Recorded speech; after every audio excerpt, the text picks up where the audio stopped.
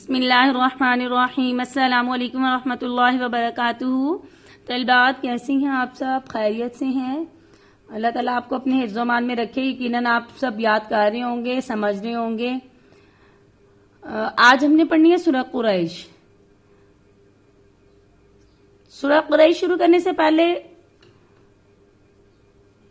ہم دعا پڑھ لیتے ہیں۔ رب اشرح لی صدری ویسر لی امری واحلل عقدۃ من لسانی یفقہوا قولی۔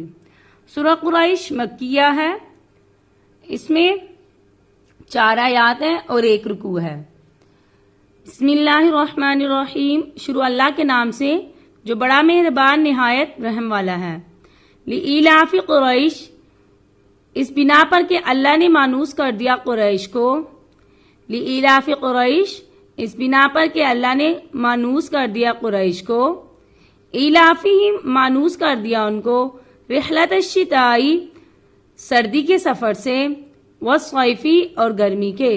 ایلافہم رحلت الشتائی والصیف، ان کو مانوس کر دیا سردی کے سفر اور گرمی کے سفر سے۔ ایلافہم، ان کو مانوس کر دیا رحلتی سفر سے، الشتائی، سردی کے، والصیفی، اور گرمی کے۔ ایلافہم رحلت الشتائی والصیف، ان کو مانوس کر دیا سردی کے سفر سے اور گرمی کے سفر سے۔ ان کو مانوس کر دیا سردی کے سفر اور گرمی کے سفر سے۔ فَلْيَعْبُدُوا، پس انہیں چاہیے کہ وہ عبادت کریں۔ فَلْيَعْبُدُوا، پس انہیں چاہیے کہ وہ عبادت کریں، رب کی، حاذل بیتی، اس گھر کے۔ فَلْيَعْبُدُوا رَبَّ حَاذَ الْبَيْتِ، پس چاہیے انہیں کہ وہ اس گھر کے رب کی عبادت کریں۔ فَلْيَعْبُدُوا، پس انہیں چاہیے کہ وہ عبادت کریں، رب کی، حاذل بیتی، اس گھر کے۔ فَلْيَعْبُدُوا رَبَّ حَاذَ الْبَيْتِ، پس انہیں چاہیے کہ وہ عبادت کریں اس گھر کے رب کی۔ پس چاہیے انہیں کہ وہ عبادت کریں اس گھر کے رب کی۔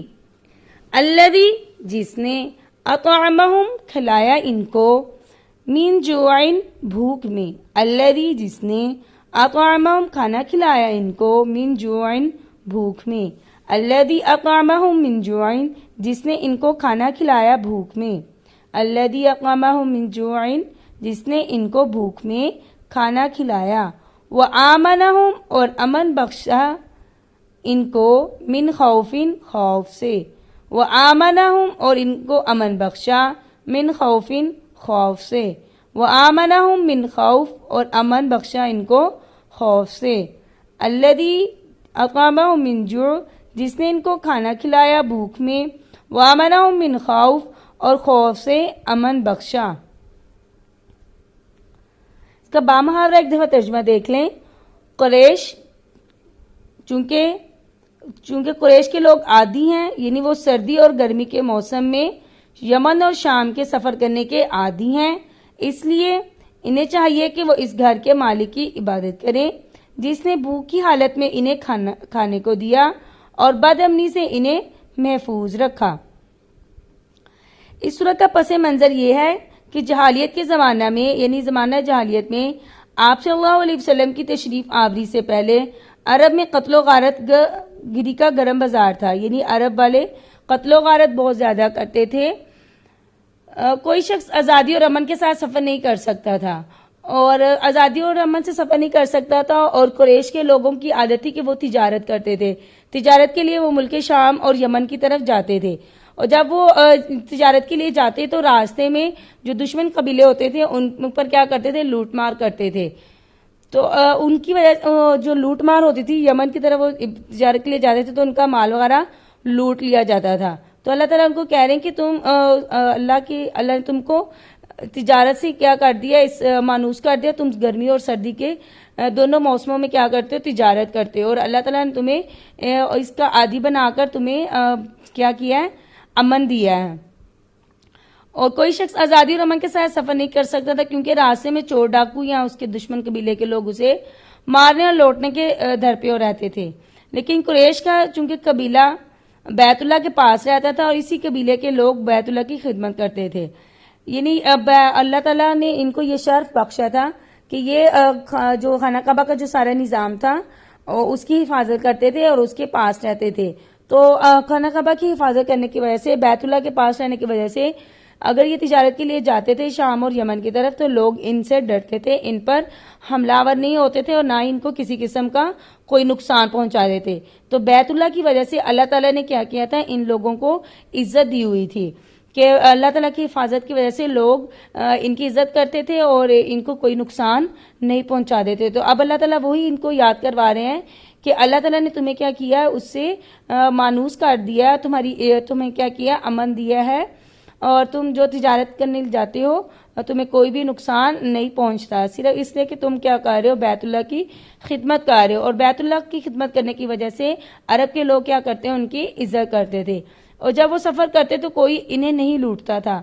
اسی وجہ سے قریش کے لوگوں کا یہ معمول تھا کہ وہ اپنی تجارت کی خاطر سردیوں میں یمن کا سفر کرتے تھے اور گرمیوں میں شام جایا کرتے تھے. سردیوں میں یمن کی طرف جاتے تھے اور گرمیوں میں شام کی طرف جاتے تھے. اسی تجارت سے ان کا روزگار وابستہ تھا، یعنی تجارت کا کاروبار سے ہی ان کا سارا جو روزگار تھا، جو لین دین تھا، وہ ان کا جو کاروبار تھا، جو بزنس کہا جائے، وہ کیا تھا، صرف تجارت ہی تھی.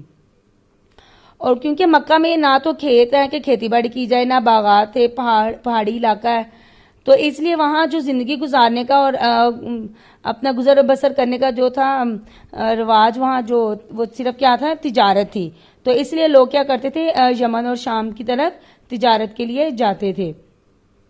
لیکن انہی سفروں کی وجہ سے وہ خوشحال زندگی گزارتے تھے. اللہ تعالیٰ اس صورت میں انہیں یاد دلا رہے ہیں کہ ان کو سارے عرب میں جو عزت حاصل ہے اور جس کی وجہ سے وہ سردی اور گرمی میں آزادی سے تجارتی سفر کرتے ہیں، یہ سب کچھ اس بیت اللہ کی برکت ہے کہ اس کے پڑوسی ہونے کی وجہ سے سب ان کا احترام کرتے ہیں، ورنہ ان میں کوئی ایسی خاص یعنی خصوصیت نہیں تھی. صرف اللہ تعالیٰ نے بیت اللہ کی وجہ سے قریش کو یہ خصوصیت دی کہ بیت اللہ کا احترام کرنے کی وجہ سے کوئی بھی ان کے پاس ان سے نہ پھٹکتا، ان کو نقصان نہ پہنچاتا، ہر کوئی ان کی عزت کرتا. تو اللہ تعالیٰ یہاں ان کو یاد دلا رہے ہیں کہ اس وقت کو یاد کرو کہ جب اللہ تعالیٰ نے تمہیں عزت بخشی اور تم سردی اور گرمی کا سفر ہے بے خوف ہو کر کرتے تھے، اور یہ سب اللہ نے بیت اللہ کی برکت کی وجہ سے، اس کے احترام کی وجہ سے تمہارے لیے کیا. لہذا انہیں چاہیے کہ اس گھر کے یعنی جس طرح وہ بیت اللہ کے پاس رہتے ہیں اور اللہ تعالیٰ نے ان کو اس گھر کی وجہ سے عزت دی ہے، تو ان کو یہ چاہیے کہ وہ جو اللہ تعالیٰ نے ان کی عزت بنائی ہوئی ہے تو وہ اس کے بدلے میں اللہ تعالیٰ کی کیا کریں، عبادت کریں اور بتوں کو پوجنا چھوڑ دیں، کیونکہ اس کے گھر کی وجہ سے انہیں کھانا مل رہا ہے اور اسی کی وجہ سے انہیں امن و امان کی نعمت ملی ہوئی ہے. اس میں یہ سبق دیا گیا کہ کسی شخص کو کسی دینی خصوصیت کی وجہ سے دنیا میں کوئی نعمت میسر ہو، اسے دوسروں سے زیادہ اللہ تعالیٰ کی عبادت اور اطاعت کرنی چاہیے. یعنی جیسے ان کو اللہ تعالیٰ کے گھر کے پاس رہنے کی وجہ سے عزت اور امن ملا ہوا تھا، تو اگر جن کو اللہ تعالیٰ زیادہ نعمتیں دیتے ہیں تو ان کو زیادہ اللہ تعالیٰ کی عبادت اور اطاعت کرنی چاہیے، تاکہ اللہ تعالیٰ جب زیادہ دے رہا تو عبادت بھی تو زیادہ کرنی چاہیے نا. تو اس لیے یہ سبق ملتا ہے کہ اگر دنیا میں کسی کو دینی خصوصیت کی وجہ سے یعنی دین کی وجہ سے اللہ تعالیٰ نعمتیں زیادہ عطا کر رہے ہیں، دنیا کی وجہ سے نہیں، دین کی وجہ سے اللہ تعالیٰ نعمتیں زیادہ دے رہے ہیں، تو اس کو یہ چاہیے کہ وہ اللہ کی عبادت اور اطاعت بھی اور زیادہ کرے. یہ اس صورت کا سبب نزول بھی ہے، پس منظر بھی ہے. تو آپ نے بیٹا ان کو یاد کرنا ہے. ٹھیک ہے، السلام علیکم. اپنا خیال رکھیے گا، اور ترجمہ اور تشریح جو اس کا واقعہ ہے، صورت کا پس منظر ہے، اس کو اچھی طرح یاد کیجیے گا. السلام علیکم.